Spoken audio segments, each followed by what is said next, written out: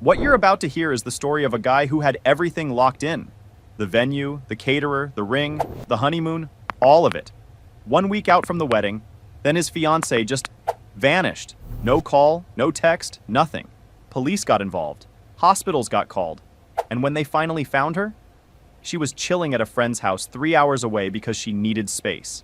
Space. 7 days before she's supposed to walk down an aisle. What this man did next is the reason I started this channel. Buckle up. My fiancée disappeared a week before our wedding. No call, no text, nothing. So I sold the ring, canceled everything, and sent her family an itemized invoice. So, I'm Nate, 32, male, and I was about to be a married man. Now I'm just 32 with a stack of cancellation invoices and a couch that's finally just mine. It started 8 days ago, 1 week before the wedding. Brooke, she's 29, was supposed to meet me that evening. We had a final walkthrough at the venue scheduled for the next morning.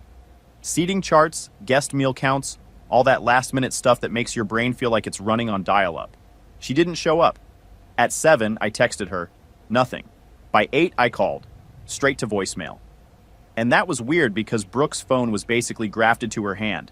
That woman could text back mid-shower. I'm serious. She once responded to a group chat while getting her wisdom teeth out, still half under anesthesia. For her to not answer was like seeing a dog walk on its hind legs. Technically possible, but something's wrong. By 9, I had that pit in my stomach, you know the one. Called again, voicemail. I reached out to her sister Chloe. She hadn't heard from Brooke either. Called her parents. Nothing there. By midnight, I was losing it. Called every friend I could think of. Drove by her apartment. Lights off, car gone. Sat in that parking lot for maybe 20 minutes just staring at her dark windows like an idiot, trying to convince myself she was probably fine. She wasn't answering because her phone died. She fell asleep early. She went on a spontaneous trip to Target and lost track of time. I was grasping at anything. This wasn't like her at all. Brooke was the person who'd text you back before you even finished typing. She over-communicated about everything. What she wanted for dinner, what shoes she was thinking about for some random Tuesday, whether we should switch from 2-ply to 3-ply. I once got a 4-paragraph text from her about a candle she saw at Home Goods. For her to just vanish? Something had to be seriously wrong. The next 24 hours were a blur. I called hospitals, filed a missing persons report. That part felt unreal. Standing at a police station giving them a photo of the woman I was supposed to marry in 6 days. Her family was falling apart. Her dad Richard kept calling me every couple hours asking if I'd heard anything. I was stuck somewhere between being terrified that something awful happened to her and this creeping feeling growing in the back of my head that maybe it was something else entirely. Something personal. Day 3. The police found her. She was fine, completely fine. Staying with an old college friend named Dana about 3 hours away. The relief lasted maybe 4 seconds before it got replaced by this cold, sharp sting. She was safe. But she hadn't told me. Hadn't told anyone. Not her parents, not Chloe, nobody. The police said she refused to talk to me and gave no explanation for the disappearing act. Just that she needed space. Space. A week before our wedding. My brain just went blank. Whatever fear and heartbreak I'd been carrying for 3 days hardened into something else. Something quiet and frigid and final. No message. No call. No email. After 5 years together, after building a life, after we spent 2 full weekends arguing about table centerpieces that nobody was going to even remember. Nothing. 5 years. I knew what brand of shampoo made her scalp itch. She knew I couldn't sleep without the fan on even in December. I knew she couldn't eat sushi without getting a stomachache, but ordered it anyway every single time because she liked the idea of being a sushi person. She knew I secretly watched cooking competition shows when she wasn't home. We'd survived a long-distance year when she was finishing her degree up north. 12 months of video calls and weekend drives that destroyed my gas budget. Survived her grandmother's funeral when I held her hand for 3 hours straight in the hospital waiting room. Survived that awful period when her company did layoffs and she didn't know if she'd have a job the next week. I brought her soup and sat with her on the couch every night for 2 weeks while she stress-ate crackers and refreshed her email. We survived all of that, and this is how it ends. With voicemail and a police welfare check. So I started making calls. Different kind of calls this time. The venue, $1,500 deposit, gone. The caterer, another $3,500, lost. The photographer was real kind about it, said she was sorry to hear what happened, but the $2,000 deposit was non-refundable. Policy. I said I understood because what else are you going to say to someone who's just doing their job? She wished me well and I could tell she meant it, which somehow made it worse. The florist, the DJ, the cake lady who I actually kind of liked because she let me taste 4 different buttercreams on a Tuesday afternoon and didn't judge me for going back for seconds. All of it. Gone. Then, the honeymoon flights and the non-refundable resort in the Maldives that Brooke had picked after spending 3 weeks comparing resorts on her laptop like she was running an intelligence operation. Each call felt like dismantling something piece by piece with my bare hands. The financial toll from deposits I'd personally paid or was on the hook for landed at about $15,000. Her parents had paid for her dress separately and were supposed to cover most of the flower costs directly with the florist later. But I'd made the initial booking deposit on the flowers myself. Then came the hard calls, family and friends. The wedding's off. The silence on the other end before the shock hit. Questions I couldn't answer. The embarrassment of being the guy whose fiancée just disappeared on him. My mom broke down on the phone, cried for probably 10 minutes while I just stood in my kitchen holding a cold cup of coffee.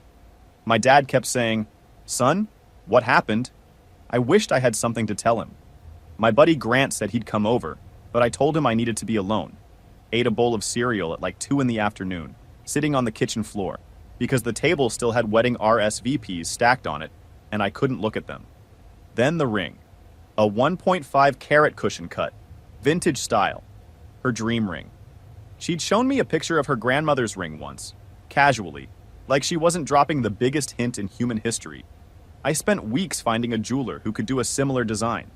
Went to 4 different shops before I found the right one. Cost me $13,000. I remember the day I picked it up. My hands were shaking, and I was grinning like an idiot in the jewelry store parking lot.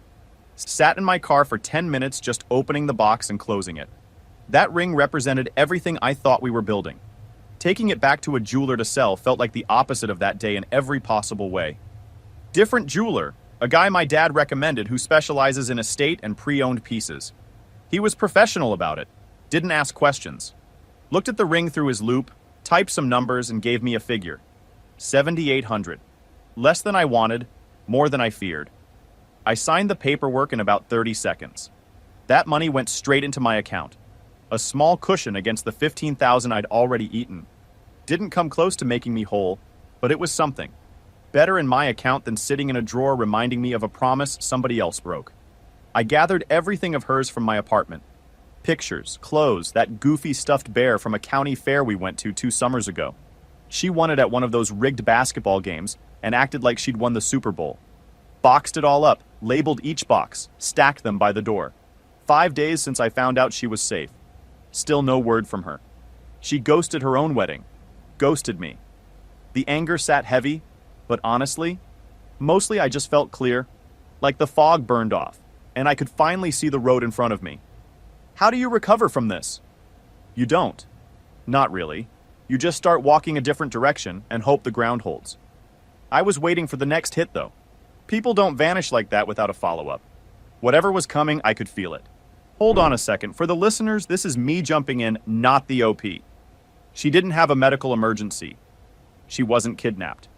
She was 3 hours away eating snacks at her college buddy's apartment while her fiancé was calling hospitals at 2 in the morning. This is NPC behavior. She literally looked at the main quest, her own wedding, and said, "Nah, side quest time." My guy filed a missing persons report for someone binge-watching shows at Dana's place. If ghosting was in the Olympics, Brooke just tested positive for performance enhancers. Here comes the follow-up, and you might want to sit down. The next hit came hard. Last Tuesday, I'm a project manager at an architectural firm, which means my days are already full of people telling me things are urgent when they're not. I was in the middle of a client meeting when my coworker Kelly poked her head in. "Nate, sorry, someone's here. Says it's urgent." I excused myself, already irritated, because we were right in the middle of reviewing a floor plan revision that had taken me 2 days to put together. Walked out to reception, and there she was. Brooke. She looked rough. Not like TV rough where the actress still looks amazing, but has one smudge of mascara. Actually rough. Red eyes, messy hair, wrinkled clothes, No makeup. A far cry from the woman I was supposed to marry. Nate, she said, voice cracking, stepping toward me with her arms open for a hug. I stepped back, felt nothing. I kept my voice low because Kelly at the front desk was suddenly very focused on her keyboard in a way that meant she was listening to every word. Brooke, what are you doing here? We need to talk. Her eyes were filling up. Please. It was a terrible mistake. A mistake? My voice was flat. Disappearing on me, on your family, a week before our wedding. Refusing to speak to me when the police found you. That's a mistake? She said she panicked. Got scared. That Dana said some things that messed with her head and she just lost it. Dana, her free-spirited friend, who'd always thought Brooke could do better than a guy who goes to bed at 10:30 on weeknights. Right. So you ran off. No word for days. Didn't know how to face me. And now here you are. At my job. I still love you, she said, reaching for my hand. I pulled it away. I want to make this right. We can reschedule. Tell everyone I had a family crisis, a medical issue. We can fix it. The audacity was staggering. Fix it. Like it was a scheduling hiccup. Like she'd accidentally double booked a Saturday instead of blowing up 5 years and $15,000. Brooke, I sold the ring. That stopped her cold. Her whole body kind of froze. You what? Sold it. I lost over $15,000 in deposits I paid myself. The $7,800 from the ring barely touched it, but it was necessary. You sold my ring? Her voice went up a full octave. That was my ring. It was inspired by my grandmother's design. How could you? Now I was getting hot. Your ring? I paid for it. $13,000 for a wedding you abandoned. A symbol of a promise you broke. Inspiration doesn't make it yours when I footed the entire bill. She stammered about the money. Where it went. I told her. Venue, caterer, honeymoon losses. Consequences of her choices. And I was still thousands out of pocket. She stared at me like I'd suddenly started speaking Mandarin. You have to give me that money. It's partly mine. We were getting married. Were. Past tense.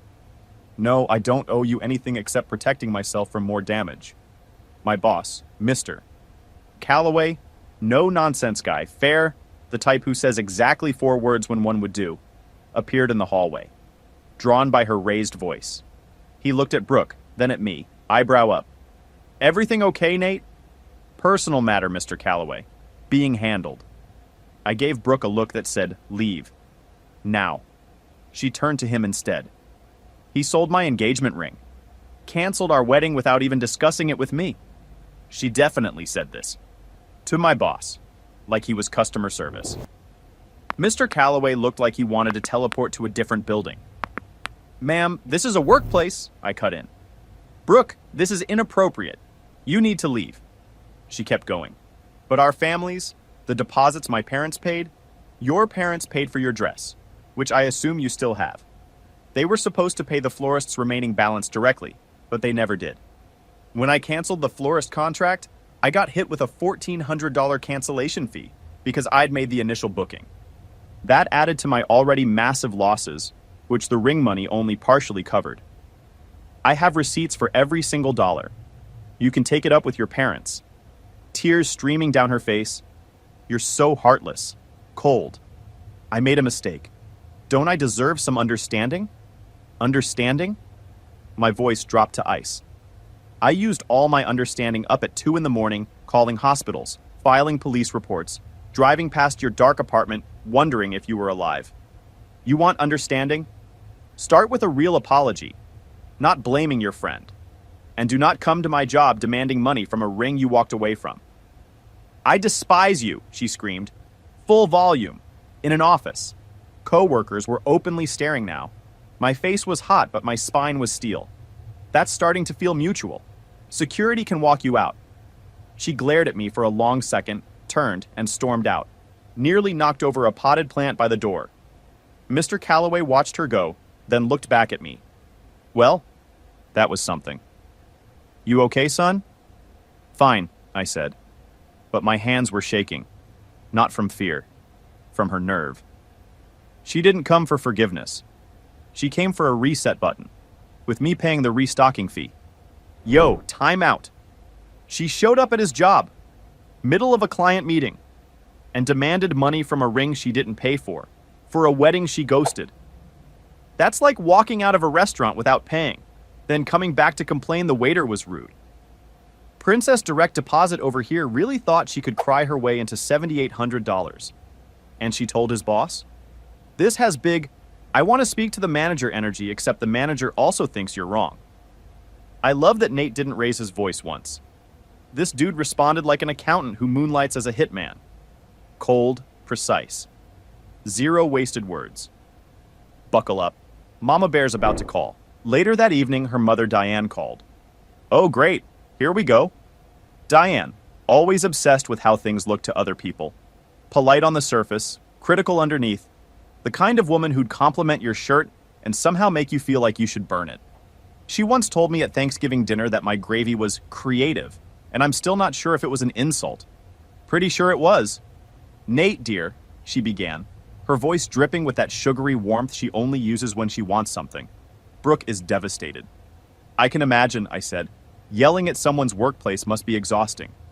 Sharp inhale, no need for sarcasm. The poor girl made a mistake. A serious one, yes. Her father and I are terribly disappointed, but she sees her error now. She wants to fix things. Her version of fixing things means demanding I restart a canceled wedding and hand over money from a ring I sold to cover her mess. A mess that cost me thousands, Diane. That's not fixing. That's fantasy. She was upset about the ring.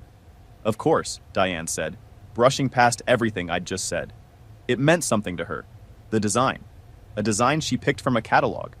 Its meaning was in the commitment she threw away. Diane's tone hardened like concrete. This isn't just about emotions, Nate. There are financial matters. We paid for her expensive dress, and we gave you two a generous $5,000 gift for your honeymoon. Since you canceled the wedding, that's on you. Actually, hold on. I need to back up here. That $5,000 was given to us as a couple. It went into the shared wedding fund, specifically into the non-refundable Maldives resort that Brooke picked after 3 weeks of comparison shopping. I have bank records. I have the booking confirmation. Every dollar is accounted for. I nearly laughed. Diane, the wedding is off because Brooke disappeared. I canceled because the bride was gone. Your $5,000 went to the resort she chose. I have receipts and bank records. Want copies? Silence. It's wrong for you to keep that money, she said. What's wrong is your daughter vanishing without a word and leaving me with the financial wreckage. That $5,000 covered part of the lost honeymoon. I ate the rest, plus all my other deposits. The ring money only softened the blow. It didn't make me whole. Not even close. Then I brought up the florist. You and Richard were supposed to pay the $2,800 balance directly to the florist. Remember that agreement? You didn't pay it. When I canceled the contract because the wedding was off, I got stuck with a 50% cancellation fee, $1,400, because I'd made the initial deposit. I covered that on top of everything else. Out of my own pocket. Outrageous. You're trying to scam us. No, Diane. I'm stating facts. Every fact I have comes with a receipt. Brooke's actions caused these costs. The ring money only cushioned my direct losses. Your $5,000 went to a honeymoon trip we never took. And I had to eat the florist cancellation because you and Richard didn't pay your share before your daughter decided to ghost everybody. There's no profit here. Just a massive headache and a broken engagement that's cost me more than I want to think about. She's right. You are cruel, Diane snapped. After all she's been through. After all she's been through, Diane? What about me? What about our families, our friends? The worry, the canceled plans, the humiliation. She got scared and ran. She's 29 years old, not a teenager sneaking out past curfew. Responsible people communicate. They pick up the phone. The conversation dragged on way longer than it should have. The entitlement was unreal. She genuinely believed Brooke's tears should work like some kind of universal eraser. Just wipe everything clean so we could all pretend it didn't happen. She even suggested I apologize to Brooke for selling her ring and for not being more supportive during the workplace meltdown. I almost dropped the phone. Enough, Diane. I'm done. Here's what's happening. I'm sending you, Richard, and Brooke a detailed breakdown of every wedding-related expense I managed or got stuck with. It'll list every payment I made, every deposit I lost, and every cost I covered when others didn't. Like your florist bill. It'll show that nobody's profiting here, especially not me, and it'll highlight the $1,400 I paid on your behalf. Reimburse me or don't. Your call. But any more demands, any more harassment, any more showing up at my workplace, and I'll have a lawyer send a cease and desist.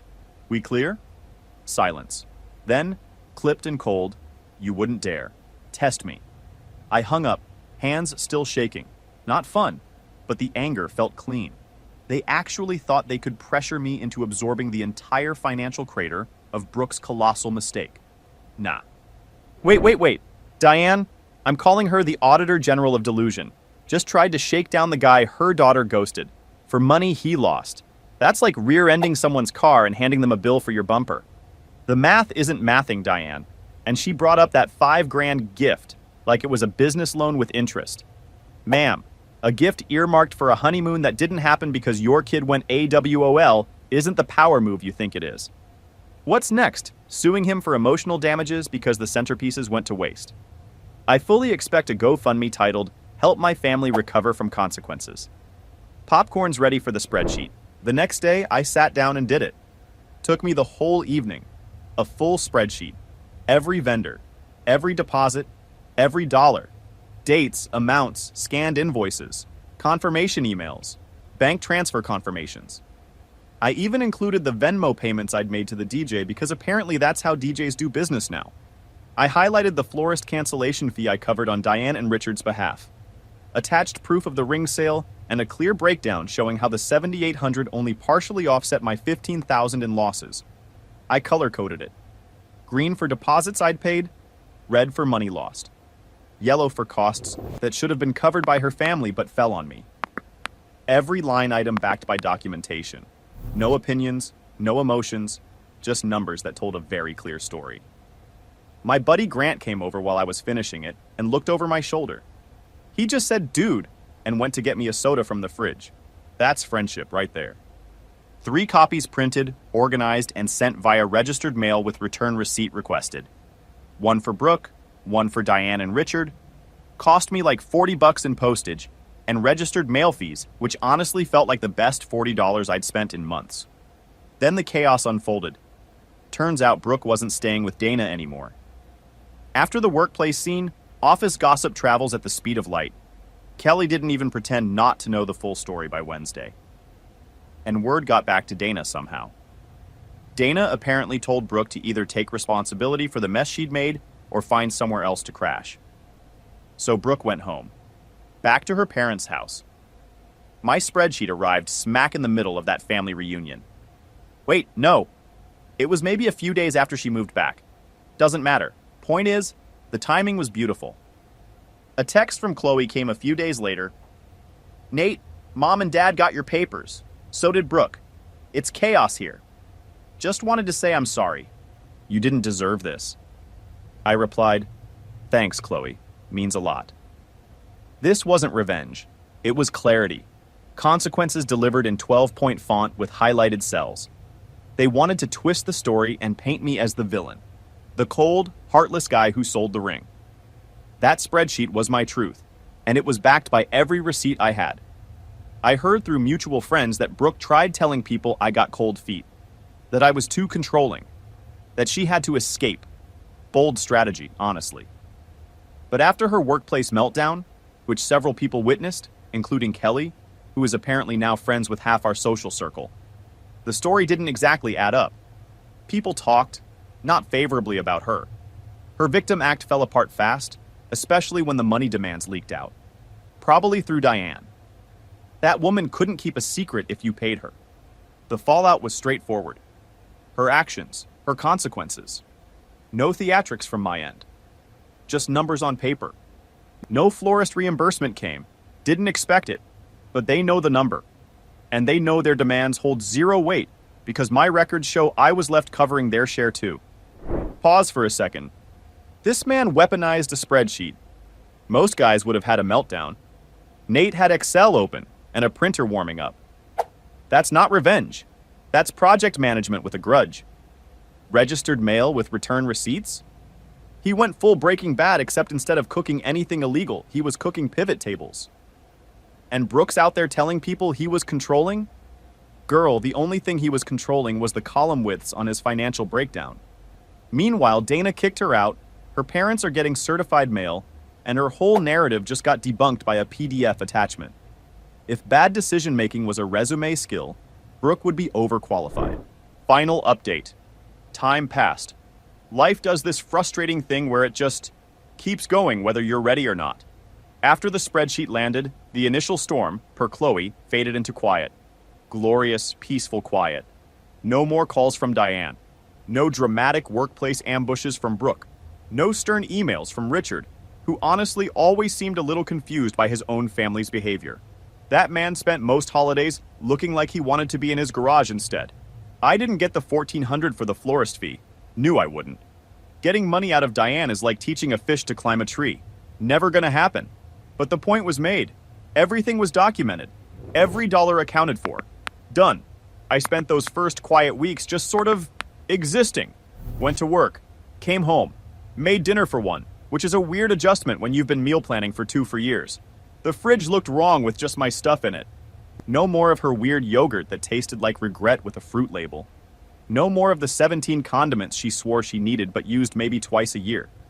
I cleaned the whole apartment top to bottom one Saturday. Took me 6 hours.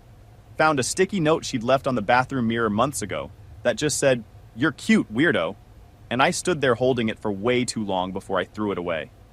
Anyway, a gem from Chloe came about a month later. We'd stayed in occasional, careful contact. Nothing heavy, just checking in here and there. She texted, "Nate, you won't believe this. Or maybe you will. Brooke tried to get mom and dad to fund a $3,000 healing retreat for her trauma from the wedding cancellation." I replied, "Did they?" Dad said no, straight up. Told her to start healing by getting a job and paying back what they lost on her dress alterations and other stuff they covered directly. Things that weren't even on your list. Mom's giving Dad the silent treatment over it. Brooke's a wreck. Total drama. I'm not gonna lie, that was better than any $1,400 reimbursement check. Richard finally finding his backbone. Entitlement running headfirst into a family wall. You love to see it. Chloe's message confirmed something I already felt. My spreadsheet focused on exactly the right stuff. My losses, my receipts, my facts. Let the numbers speak and step back. Whatever mess was happening in that household was their problem now. From what Chloe and others have told me, Brooke isn't doing great. Her victim story collapsed under its own weight. The workplace outburst made her seem unstable to people who only heard about it secondhand, and plenty of people heard about it, because office gossip doesn't exactly stay contained. Kelly alone probably told 15 people. Her attempts to badmouth me were sloppy and easily debunked by, reality. She told one mutual friend I'd been financially abusive, and that same friend asked me about it. I texted him the spreadsheet. Conversation over. Most former mutual friends saw through it once they had even a sliver of the real story. Some reached out to check on me. A couple invited me to watch football on Sundays, which was nice. Others drifted away quietly, which, honestly, fine. Friendships shift after something like this, and I'm not chasing anyone down to explain myself. She's still living with her parents, apparently. Job search isn't going well. Something about everything she's qualified for being beneath her, given what she's been through emotionally. Last I heard through the grapevine, she applied to one place and didn't get a call back. The world doesn't seem to be buying her story. For me, first month was rough. Not just anger, but confusion. The why that I'll probably never get a straight answer to. People like Brooke rarely make sense to anyone except themselves, and I've stopped trying to crack that code. Some nights I'd just sit on my new couch in my quiet apartment and think about how different this all was from what I'd imagined my life looking like at 32. But you adjust. You have to. But the clarity from those early decisions, the calls, the cancellations, the spreadsheet, it held. Like fog lifting and just staying gone. Sold our old couch. Got one that's just mine. Weird how much that mattered. Reclaimed my apartment, my space. Took down the photos that were still on the fridge. One from a hiking trip, one from her birthday last year, one of us at a friend's wedding looking like we had everything figured out. Funny how pictures lie. Started cooking again, made a pretty solid chili last week, which felt like a small victory. Also burned some garlic bread pretty bad the other night, but that's beside the point. Hit the gym more consistently than I have in years. Great for stress, turns out. There's something about deadlifting heavy stuff that makes your problems feel smaller by comparison. Reconnected with old friends I'd lost touch with during the engagement blur. Turns out when you spend 5 years mostly hanging out as a couple, you forget what it's like to just be a guy with his own friends and his own Saturday plans. Work's been solid too. Mr. Calloway gave me a quiet nod about a week after the incident. Handled that well, Nate. Small things, but they count. Dating? Nah, not yet. Trust feels like a muscle I pulled real bad, and I'm not trying to tear it by rushing back. I'm not bitter, though. Okay, maybe a little bitter on Tuesdays for some reason. I don't know what that's about. Working on it, focusing on myself, career, friends, rebuilding stuff my own way. No fancy retreat needed. Sometimes late at night, a pang of the old stuff shows up uninvited. The betrayal. The life we'd planned. That stupid county fair bear still sitting in a box by the door that I keep meaning to throw out and haven't. But it fades faster now. Replaced by this quiet, steady thing. Not loud triumph, just certainty. I handled a nightmare with composure, and I didn't let it wreck me, my finances, or my name. Brooke's living with her parents, arguing about healing retreats. Richard's discovering he has a spine. Diane's probably giving someone the silent treatment about something. And me, I'm sleeping just fine. Look, I'm not going to pretend Nate's some flawless hero. Nobody is. But when your fiancée vanishes a week before the wedding, gets found chilling at a friend's place, then shows up at your office screaming about ring money she never paid for, you don't argue. You don't beg. You open Excel and let the numbers talk. That's not cold. That's a guy who decided his piece was worth more than her drama. Drop your thoughts in the comments. What would you have done? Would you have sold the ring that fast or waited? And if you're not subscribed yet, hit that button. More stories coming, and they only get wilder.